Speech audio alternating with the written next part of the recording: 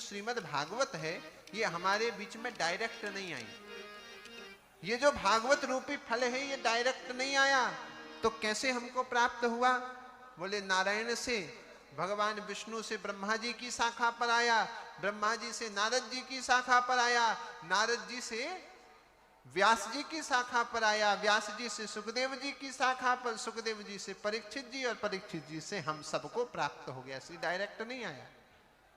अच्छा, साथ ही साथ एक और बात है कि यदि ये पृथ्वी पर हमको प्राप्त है तो मीठा है, इसका क्या प्रमाण है?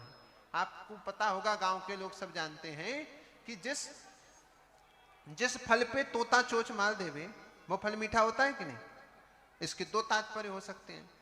एक तो यह तात्पर्य हो सकता है कि तोता उसी फल पे चोंच मारेगा जो फल मीठा है, या तो उसका यह भी तात्पर्य हो सकता है कि तोता जिस फल पे चोंच मारे वो आप ही से आप मीठा हो जाए। अब आप कुछ भी समझ लो, पर हमको तो यही ठीक लगता है कि उसमें ये समझ होती है कि वो जो फल मीठा होता है उसी पे चोंच मारता है। अच्छा, ये बताइए श्रीमद् भागवत की कथा कहते कौन है?